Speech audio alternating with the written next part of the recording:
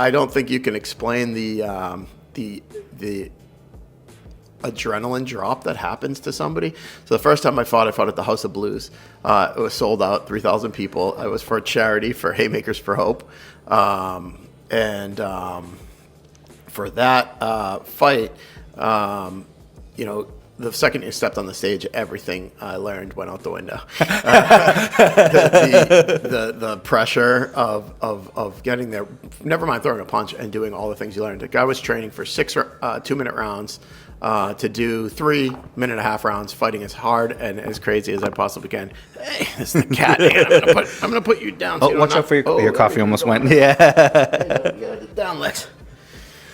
Anyway, so House of Blues you're fighting, yeah. So I hear the adrenaline dump before is insane. Like I've had a few friends who are fighters. A lot of fighters told me that. I was even working with a couple guys that were Golden Glove winners or Golden Glove.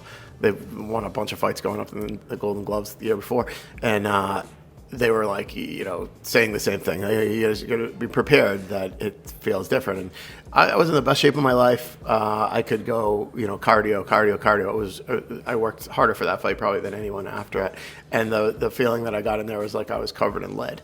Yeah. And the first punch I threw, it had nothing on it. I could feel it. I just felt like it felt actually much worse than it actually was, because now there's videos of it. I don't look nearly as bad as it felt, but I couldn't see, couldn't hear, couldn't think. I think it was a lot worse than anybody highlighted it, even though they all highlighted how bad it is and how hard it is to get into a ring in that level in the first time.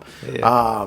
But, you know, I pushed it through, and I lost by decision in that fight. I fought a, you know, pretty large opponent. I think this video, you can see we were not really sized up appropriately. What was the difference in weight? I think it was 40 pounds. Oh, bro, that's massive. Well, when we got into we did a sparring in the gym, and when I looked around, there was like nobody my size at the thing, or if they were, they didn't have the level that I could compete against. And so, you know, they came over to me like, basically it was either you're not fighting or you fight this monster dude, and I was like, oh, whatever, you know, it's for charity, and yeah, I don't know.